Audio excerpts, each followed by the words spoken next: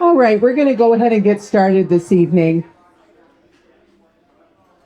On behalf of Develop Iosco, I really want to thank all of you for coming tonight and participating in our Quad County Childcare Coalition Employer CEO Roundtable. I'm Gloria Brooks. I'm the president of the board of directors for Develop Iosco and the co-chair of the Quad County Childcare Coalition. I want to introduce to you my partner in crime, Lisa Bolin, who's right over at that central table. She's the other co-chair for the coalition and the CEO for NEMSCA, representing our 11 county area.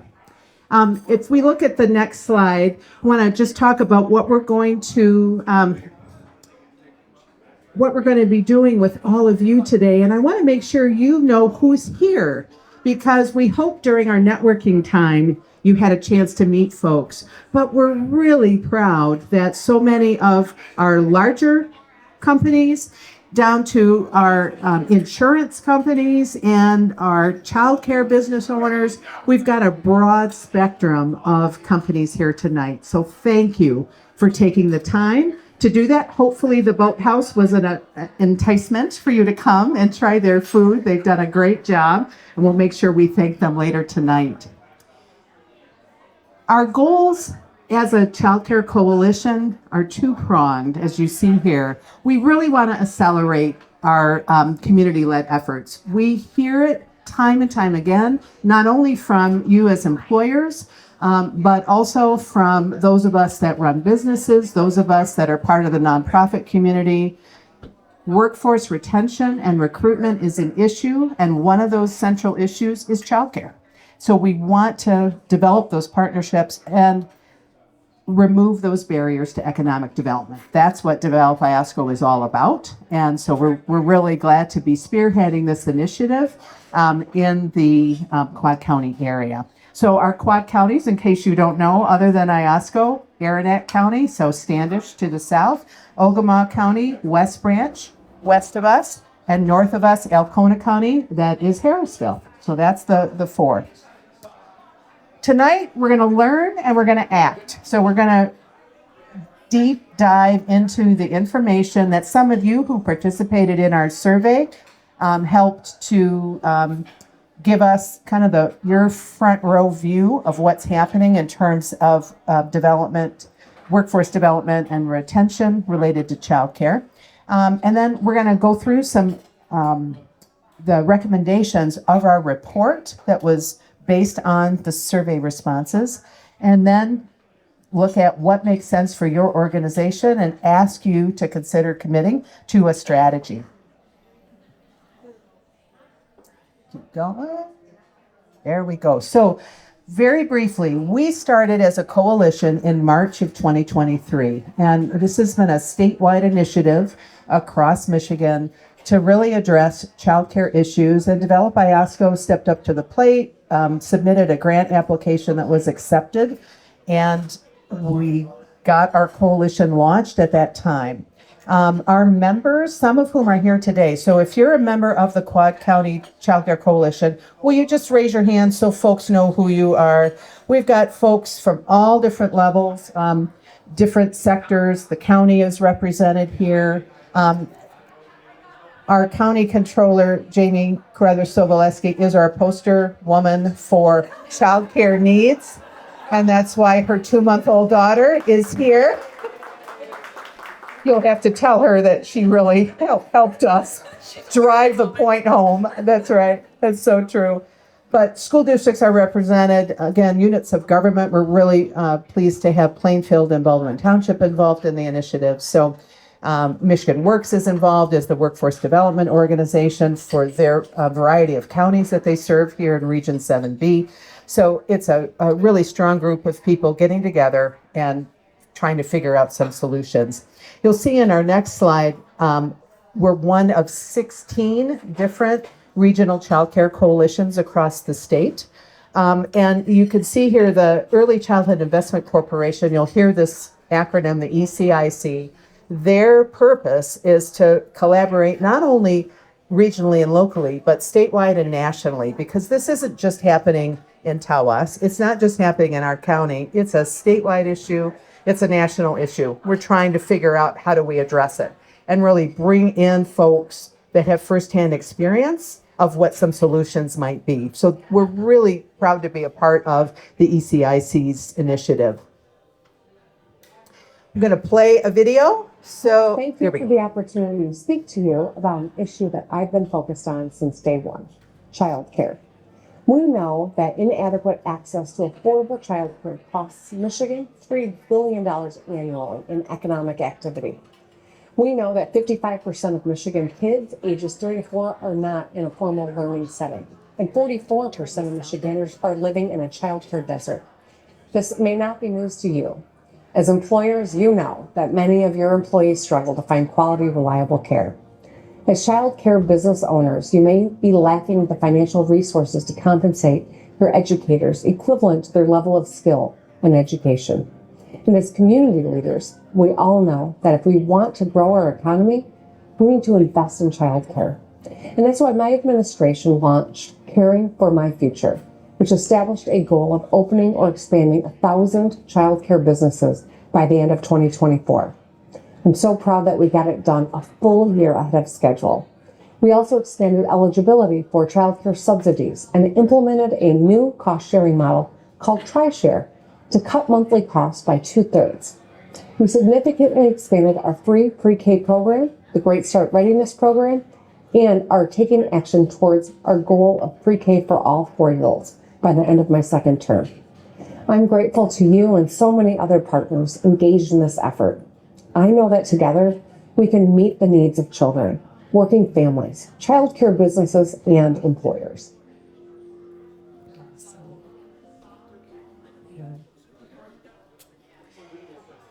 So it gives you the scope of what's happening statewide. It also is important to note that for us here in Iosco County, we haven't seen the impact of those things yet. And that's partly why we started this initiative. If we're not at the table, then these dollars aren't coming here, the programs aren't getting established. We want, for instance, the TriShare model, which really would help families, workers, employers to participate. It's not an option in our county yet. So somebody has to be advocating for that, and that's what our coalition is doing. So what we've done to date, we meet quarterly, and we'll be doing that again in 2024. We funded the surveys that many of you participated in and interviews, and we really thank our partners at NEMSCA and NEMCOG, who were the folks actually doing those surveys for us. And that generated then our Child Care Innovation Report in January 2024. If you go to the Develop Iosco website, develop-iosco.org, a link to the report is there. So you can download it as a PDF. It's a really good document, I think, for employers. You're going to see some of it tonight, but it goes into detail what workers are saying they need, what employers are saying they need. And so definitely use that. The other thing that we're doing, again, with our partners for NEMSCA and NEMCOG, they have stepped up to the plate and are funding this new initiative to expand childcare capacity in our Quad County area, and frankly, in our 11 county area. So NEMCOG's coalition extends all the way up to the bridge. Awesome. Bridge, and then all the way down the Sunrise Side coastline. So that's those 11 counties that are there. Childcare business owners can apply for funding to either do a startup of 6 childcare slots, or if they're already licensed for 6, they could apply for an additional 6 to expand to 12. We feel this is going to help add at least a couple hundred childcare slots in the region. And those, we've had a great response already. Melissa Chambers from NEMCOG is here tonight, and she was sharing at our coalition meeting that preceded this event. We've already had 14 applications in the last 2 weeks, and we just launched it. So this is good news. And we're hoping to connect some of those childcare business owners with you as employers that have a need, and your workers as well. So what I'm going to do is turn the microphone over to Fran Omani. Fran is the VP for Strategy and Development at NEMSCA, and she led the creation of our report along with NEMCOG. And so she's going to share some insights specifically about the employers. It's yours. You're okay. I'm good. I don't have to have. You don't have to have mics. two. Nice. I got all nervous when he said I was going to have 2 mics. So thank you, Gloria. My name is Frances Omani, and as she said, I work with NEMSCA, and we have been partnering very closely with Develop Iosco and NEMCOG to ensure that we can try to eliminate some of the barriers that are happening right here in Northeast Michigan, specifically in Iosco County, when it comes to lack of childcare. So as Gloria mentioned, we spent a few months last summer into the fall interviewing parents, interviewing daycare providers, and interviewing employers, and some of you are here today. So we wanted to talk a little bit about what the results were. And as Gloria said, the extensive report is available on Develop Iosco's website. We encourage you to check that out when you get a chance. And if you forget where to go, email us. We'll send it to you electronically. So we'll go ahead and go to the next slide. So this is specific to Iosco County. Am I too loud for the baby? So you can see that we have all of our zip codes represented here. And with Iosco County, we ended up talking to 4 licensed family child care providers. There are licensed group home providers that you see listed there in child care centers. The number I want to bring to your attention is that 759. I don't know if you can see what that text is under there, but that's birth to 5 spots that are needed just in this county. So obviously this is not news to us. We know that we're in a child care desert here in Northeast Michigan. So 78% of the children under 5 with parents in the workforce. So meaning that of the parents that we spoke to, 78% of their staff had children that were under the age of 5. 961 have children under 5 with all the parents working. $759 per month is the cost of the centered child care, and $683 per month for preschool. So quite a lot of good stats there. I think the next slide is a video, maybe?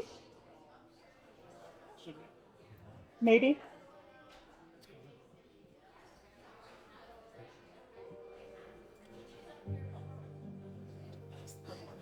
We are always looking to create more of a family culture and a family atmosphere with our team members, which means not only taking great care of them and showing that we value them in our workplace, but also understanding that they're a whole person who has a life outside of work. Outside of work, we know that there are stressors for our team members, and understanding what those stressors are allows us to begin to help them address those stressors, because we know when someone is stressed outside of work, it's hard for them to engage fully.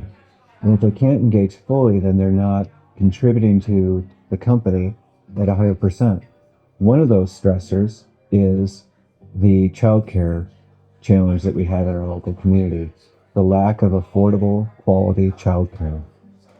If our team members are having to make do because they can't find available childcare, they're making do with maybe relatives taking care of their children, or friends are taking care of their children, or they're working a split shift with their spouse or partner to address childcare themselves.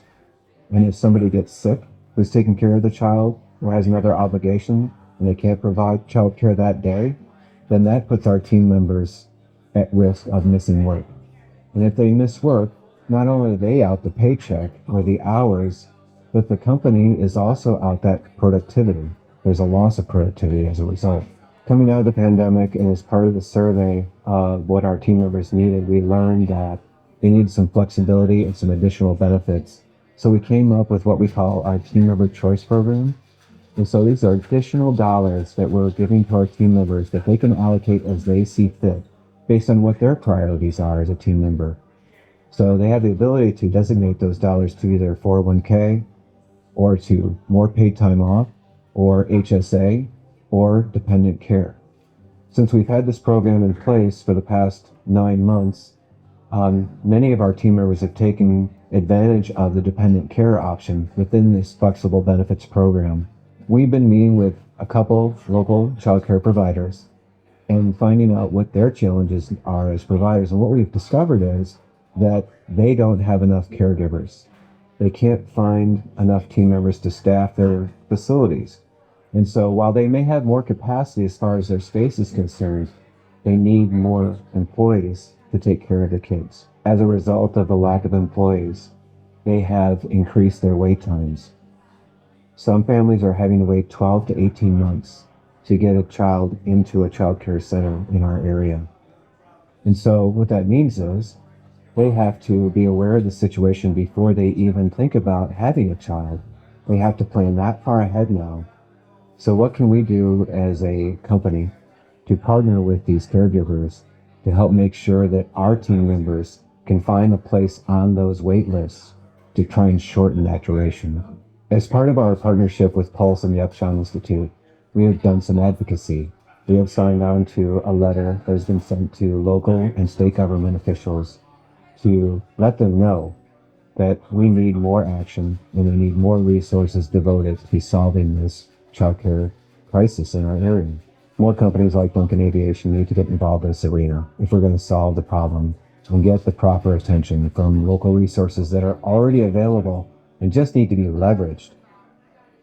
We know that there are stressors on our team members outside of work, and childcare is one of the biggest stressors there are. If we can solve this issue, we can ensure that our team members are more fully engaged at work and therefore more productive, and it's a win-win for both the team member and the company involved. So you just heard the response from an employer, a pretty large employer from a different area, that talked about the importance of employers getting involved when it comes with these efforts of child care initiatives. And I know that all of you that are employers are in this room feel like there must be something that we can do together or we wouldn't be here, unless it's for the free drinks, right? But there's a lot of things that we can talk about. So the next few slides, we're going to be going over some of the responses that I received when I reached out to some of the employers in this area. And like I said, some of this will not be new to you as an employer because these are challenges that are pretty universal. But let's go ahead.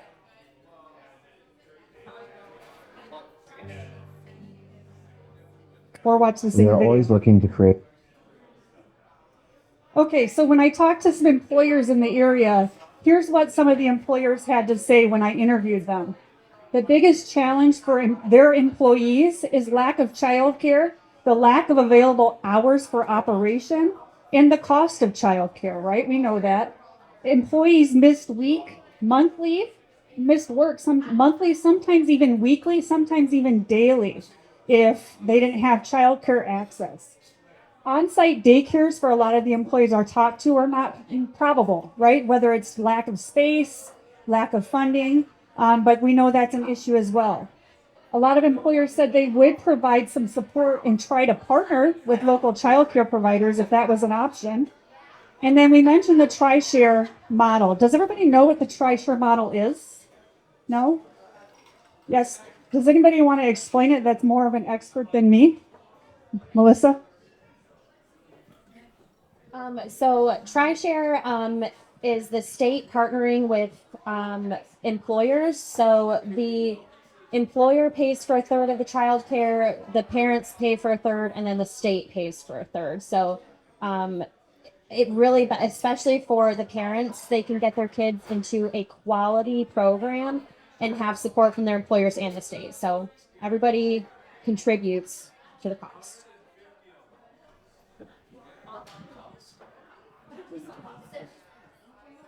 It is an income level, but what's the income, 200%?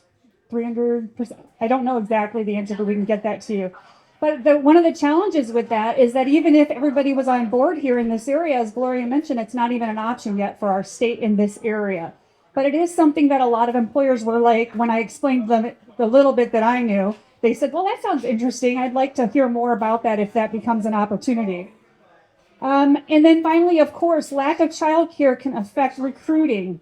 I know we got people from the school. I'm going to pick on Scott for a second because I interviewed him as one of the employers. And I know when you're talking about trying to recruit people to come to work, whether it's in your school, your business, or whatever, we've got a couple barriers up here in Northeast Michigan, right? Lack of housing, maybe, and of course, lack of childcare. for a lot of the employees that need that in their life. So here's the breakdown, and it said we see 15 out of the 17 employers that I talked to were pretty sure that they had employees that had children younger than 13. So 15 out of the 17 said that they felt that they had that much percentage, from 25 to 75% of their staff had children that needed childcare. How often employees miss work, arrived late, left early, or even had to quit due to childcare. And you can see the numbers here. Now I want to bring to your attention that other, right? Because that's a big piece of the pie. The other was people that responded saying, I'm pretty sure, but I can't guarantee that it falls within that. But if I had to venture an educated guess, so that was the option that they would give me. And if it didn't fall into this exactly, that's why that's that other. So we came up with this report that we put all together that we've been talking about. And within the report, we talked with 7 child care business owners, 29 families, and 25 employers that represented almost 1,400 employees in our area to garner this information. And our spectrum of employers that we talked to was pretty significant, because we talked to school systems, nonprofits, government agencies, and for-profit. So here's the meat and the matter, right? This is kind of why we're here. Most of the stuff was probably not very shocking to everybody in this room. What are we doing with this information? So what we did is we came up with our recommendations that you'll see here listed on the next couple slides. So the first one is, it's important to have a unified voice to represent this problem, right? We need to have a unified voice so that we can talk and advocate for this issue that we're talking about right now. In addition to that, coupled, we thought it would be beneficial to have a community liaison, somebody that's an expert that can go out and be that liaison between child care providers, between business owners, and really relay that information going back and forth. We need to increase child care, right? We need to expand it. So Gloria mentioned already that we're in the works of offering small grants for people to expand their businesses or to increase startup. Streamline zoning. This is the red tape that we all love, right? There's so many zoning issues, and we really need to advocate to streamline it so that it's not so problematic and it's not such a barrier for people that are trying to do the child care startups. Employer engagement. Hello, everybody. We're really happy that you're here because we know that this is an issue for our whole community. And finally, we talked about an MSO, a management services organization. This is basically a one-stop shop that we're hoping to implement to provide, guess what? HR functions, accounting, support that these little small daycare providers or even the larger ones don't have the capacity to do. So if we can get this up and running, this will make it so much easier for anybody that goes into childcare. And I think that's it. All right.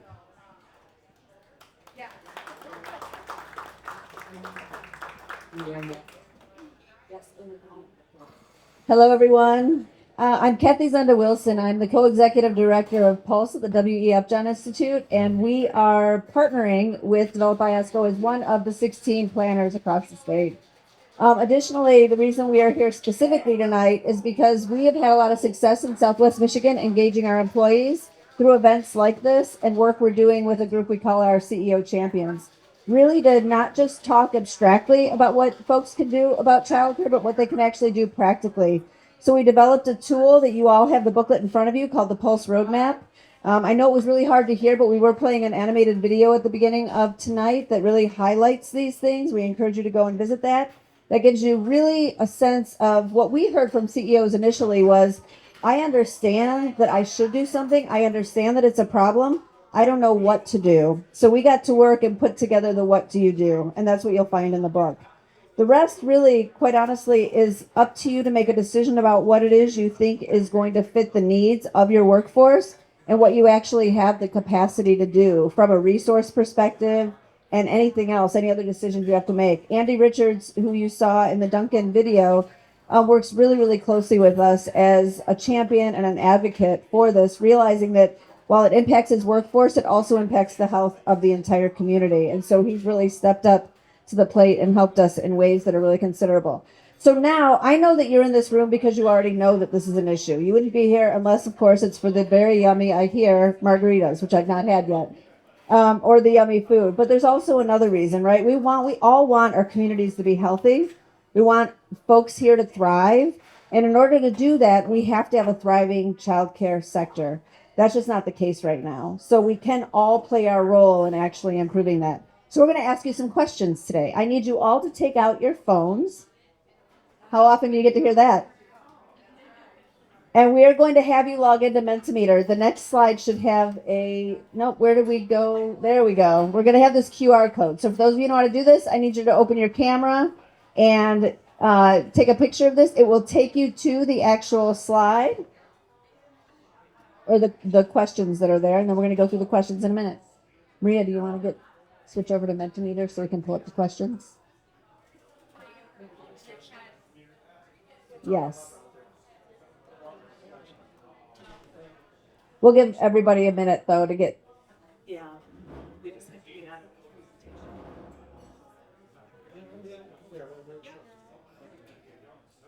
Everybody in? Give us a thumbs up if you're in. Oh, we got a couple more folks here. All right.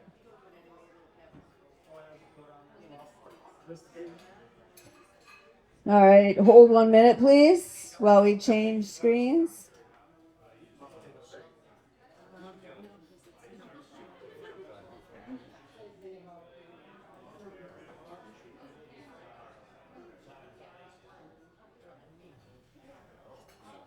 All right, if you just...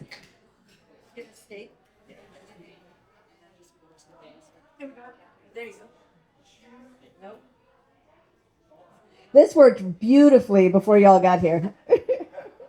There we go. All right, now do we have to do present?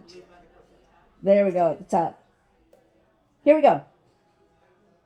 All right, so what you're going to do, you're going to have these questions on your phone screen right now, and we need you to respond to them. And the way that you can is... This is our last question, so we gotta... Oh, you got to go back. Oh, people are voting. Oh, wow. Okay. You don't need me. I'm just going to sit down and get a margarita. All right, let's go back. This is the first one. Okay, so what role and responsibility do you have as an employer in supporting childcare development in your community? And so we are seeing most people saying you need to take an initiative in this effort. That's awesome. Some people are saying I slightly care. Nobody is saying it's not my problem. This is what we need to hear, right? Because we're not saying that employers have to solve this. You are a part of the solution. And so we want to make sure that you know what that part is. And it sounds like there's overwhelming interest in wanting to help, but not sure how. So what we hope to do is give you those tools you need to actually create action. Okay, next question. How confident are you that you understand the childcare challenges facing your workforce? Okay, let's get some responses in here. Somewhat, totally no. I'd love to hear from somebody who said they totally know. Anybody want to describe for me what they see the problem being? Could they describe it? Yeah. It wasn't just one person. No wrong answer. Anybody just want to contribute? There's a lot of energy here, and I'm curious what's going on. Nobody. Okay. So you want me to ask her? Yeah. And so I'm not going to call anybody out then. Nobody's really jumping up to answer my question. Thank you very much. Oh, I gotta use the microphone. Right. Oh no, I'm regretting this so bad right now. Okay, for me personally, for us, I should say, this is my husband. We want to be active in the workforce. We want to be able to be out and be professionals and be active in our community and do all this. But we also know that what our children are facing in these times is different than what we experience with certain things. So we want to be able to feel confident that the center we're taking them to or the place that we're taking them to for education or after school care is going to provide them with as good or better care than we would give, right? Otherwise, we'll just stay home. Like that's kind of our struggle. And not that we don't feel that's happening, but we just feel we wish that the centers that are here had more of the support, like that program you had mentioned, with these types of people that are really good at interacting with kids don't always have that brain of a business, right? They just love kids and that's what makes them great at that, but they don't know how to do QuickBooks or manage like hiring employees or that's not so yeah. Yeah, I think, yeah. Give her a round of applause. What you're naming is something that is really, I think all of us planners are really trying to lift up, is that we have a model of business in childcare that isn't working for anybody. It's not working for families. It's not working for the childcare business owners. It is really a flawed model, right? Because it costs a lot of money to care for kids, and it's already too expensive for families. So they can't afford to charge families more, and they can't afford to pay their staff enough. So then the quality issue becomes, can we find the people who can actually do this work and not be so stressed out because they can't pay their bills? So it is a very, what we call in the systems thinking world, a wicked problem that we have to try and figure out how to solve. And so we want our children cared for, not only so that you can get out and do the things that you want to do, that's critically important, but also so that we're building up really thriving people for what is to come and what we're all facing in this world. We want to build confident, strong, healthy children who are going to be able to face all the challenges that are in the world and create a better place than we're going to, than we're handing them right now. So we'll see what we're doing. All these things make a difference. Employers can't solve it all again. They do have a role. So the better you understand your workforce's challenges related to this specifically, the better positioned you are to actually take action. And so on the Pulse Roadmap, encourage you to look at the survey. We suggest everybody start there. Don't make any assumptions. We've had some CEOs that we've worked with. One of them actually said, my entire workforce is men. I don't have a childcare issue. I'm glad I got that response from some men laughing, because men have children too, in case anybody didn't know. It is not only a woman's issue. So we have to make sure that we're actually looking at this collectively as an issue that we all need to address, and that people do have a challenge, even if they're not expressing it. We had another person think that it was only a problem for them attracting new talent. They thought if these people are at work, it's not an issue for them right now. They found through their survey that that couldn't be further from the truth. People patch together things, but that isn't always the ideal solution. And so we want to make sure that we're providing the best support possible. All right, next question. Which recommendation do you feel would have the most impact for your workforce? Okay, so we've got a tie here around dependent care and child care at a reserved provider after hours. I know that a lot of folks, we've got people working in hospitals or restaurants, gas stations, places where they have hours that aren't just banker's hours or office hours, and we have to be thinking about how we're adapting and getting care for those folks too. Another thing that comes up, and it's probably may not come up in this room, is when people don't know what their schedule is going to be week to week. And when you have inconsistent scheduling, that makes finding care extremely problematic. And so we have to think about the layers of this and how our approach is going to actually match what the need is. On-site childcare at employer, you have to be a special kind of person with a special kind of space and a special kind of company to be able to do this.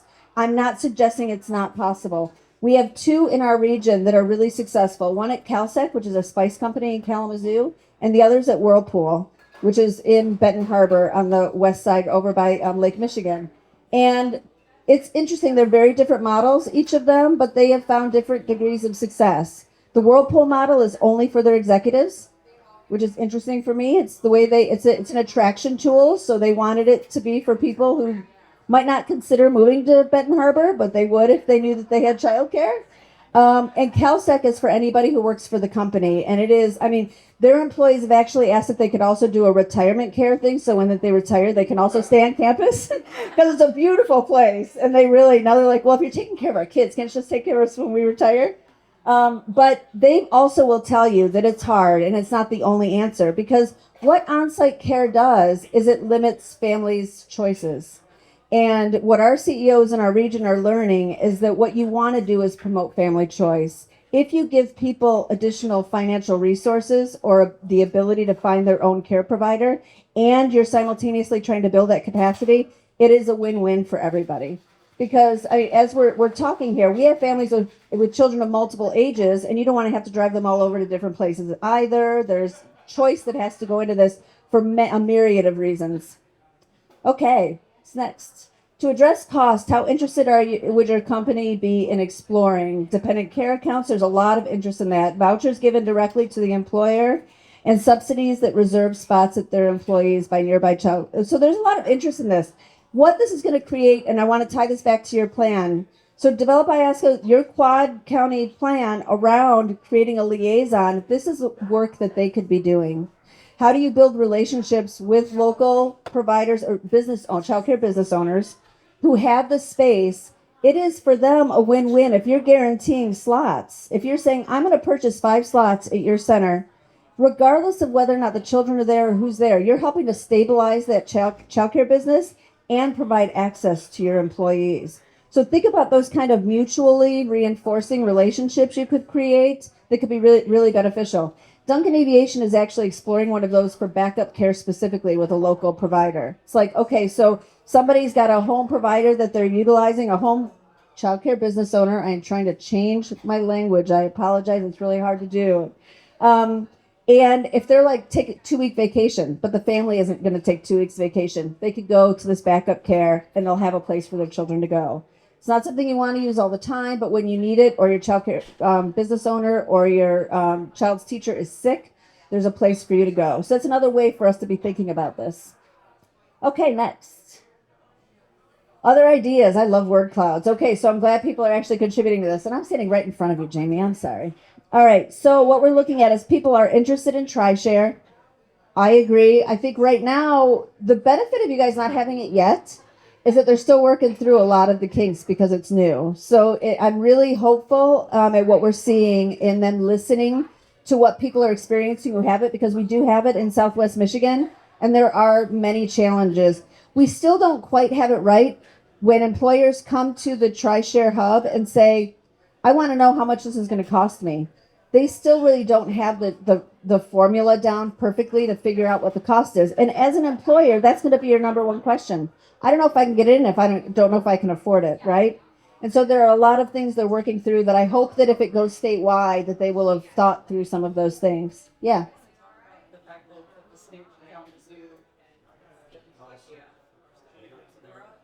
Oh, there are. Yeah. And they are, instead of thinking about just, so this is my partner, Maria Ortiz Borden. She's the other half of my co-executive directorship.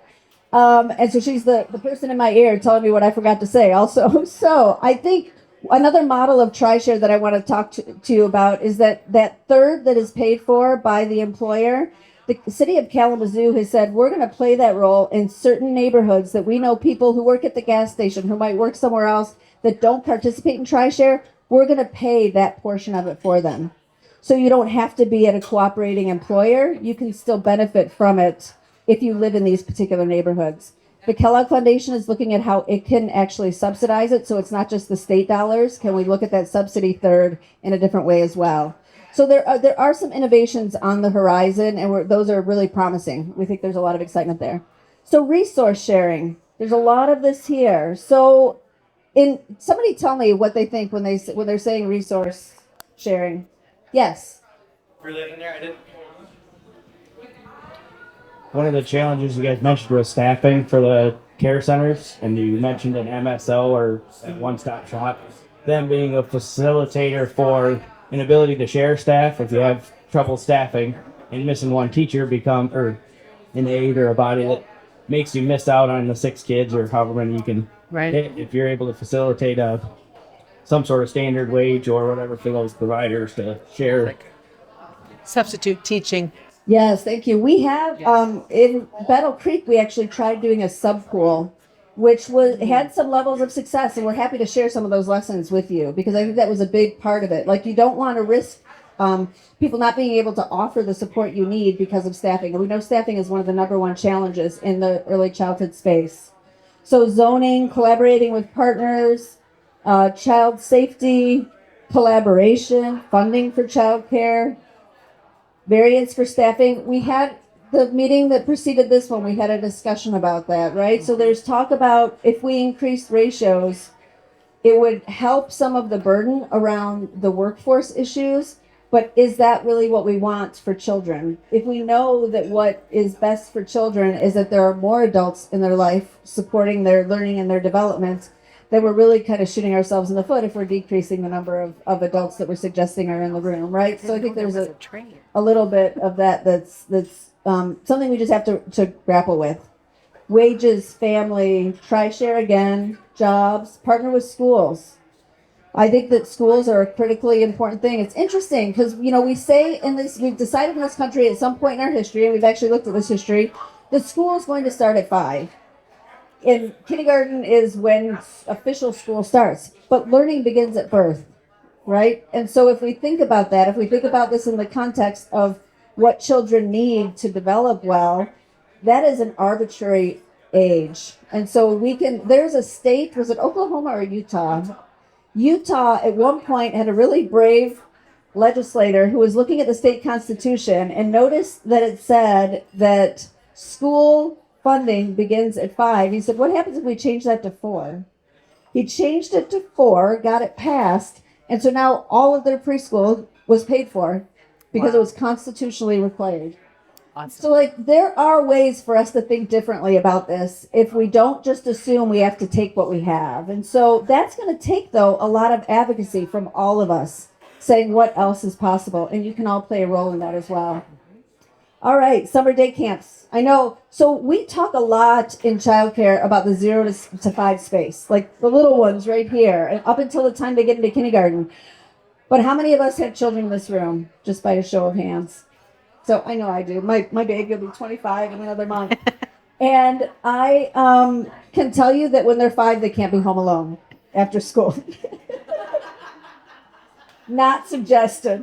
Not good things happen. So it's not, you get a knock on the door. Yeah. So there are, your need for childcare does not end once children start kindergarten. It really does extend beyond that. And then when you think about the times if they're not in school, we have to be thinking about that after school and that wraparound care that we need as well. So it's not just that.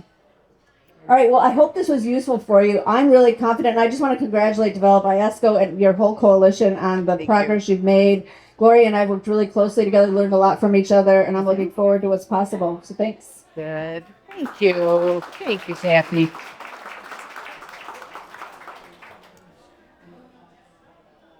So you can just flip over to the PowerPoint, and while Chris is doing that, I'll say this.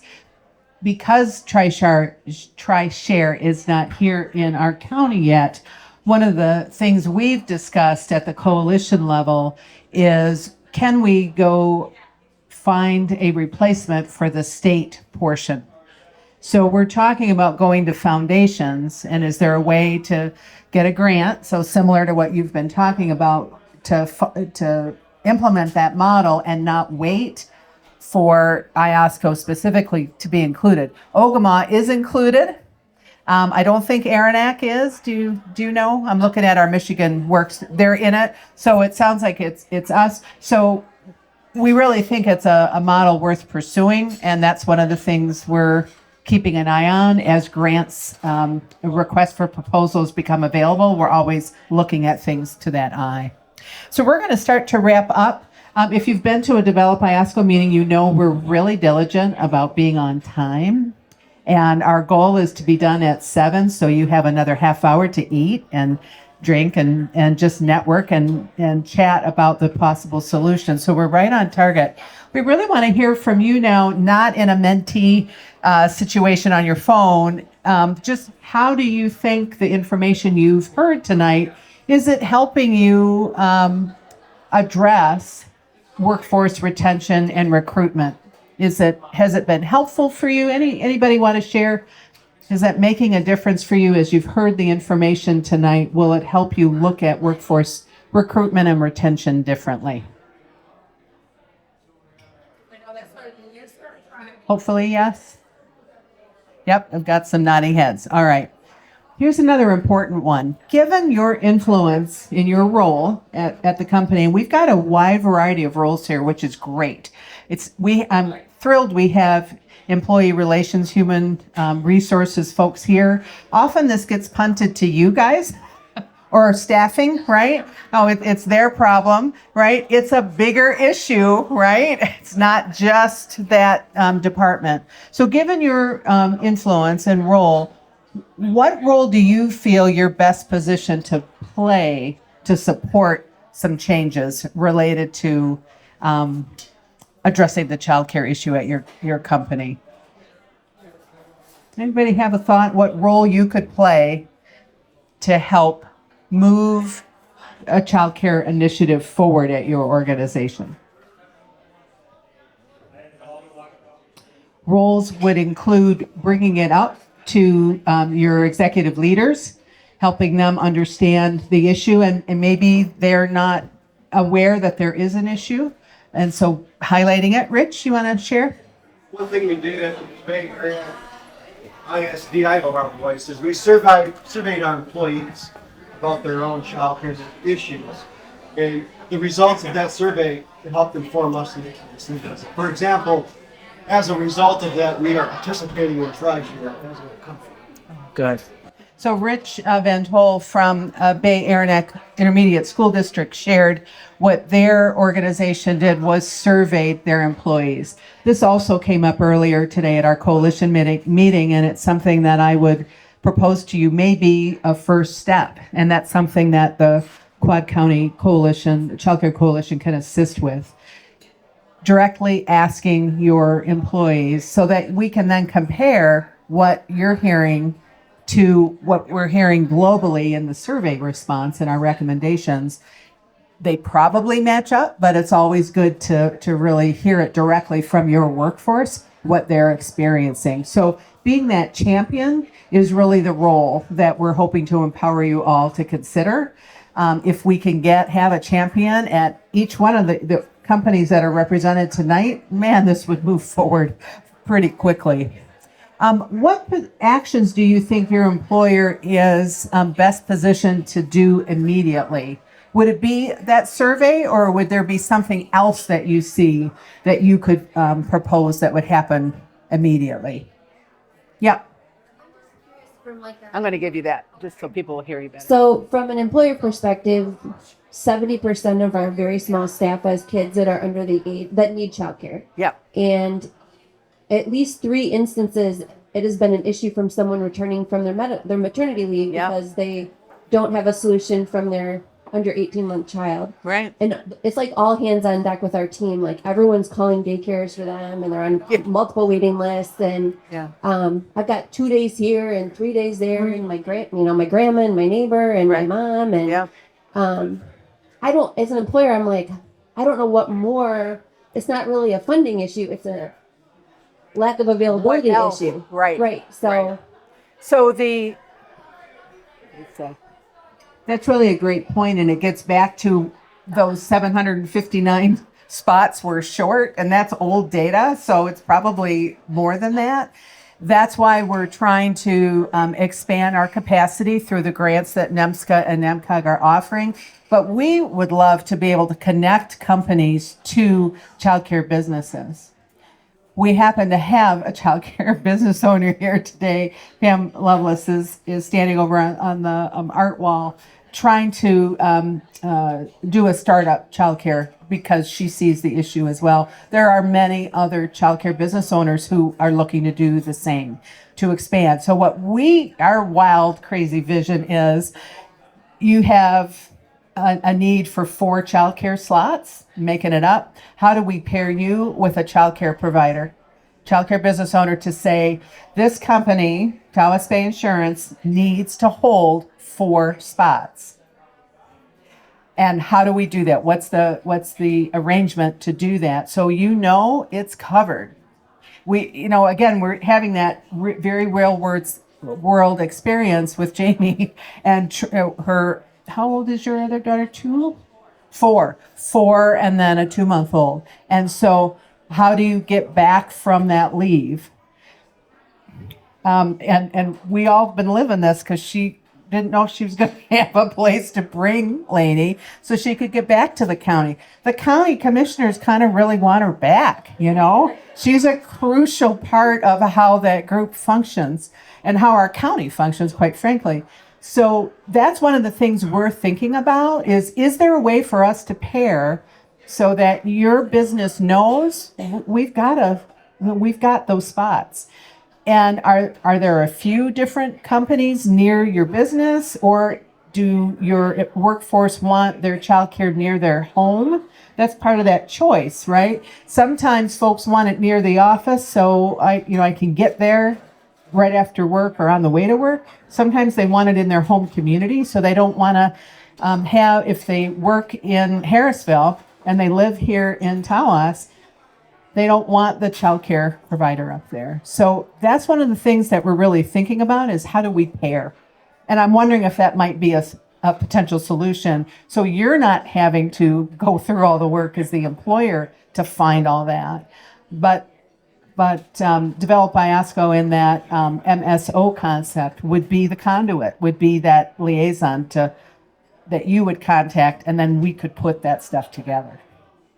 That's what we're hoping. So I'm glad you thought of that. Any other conundrums like we just heard that you're seeing at your business that we can brainstorm a little bit about tonight? Or anything else you need or want to know while we're here? Anything we didn't cover that you thought we were going to talk about? Because this is a good time to do that. Yes, Don. What's the timeline on TriShare being in this county? Well, Don's with Coletta. The question is, what's the timeline for TriShare to get to Iosco County? If we knew, we would let you know. We keep asking. Have you heard, Pam? Do you have a date? I don't have a date. I'm going to give you this. Yeah, that's okay.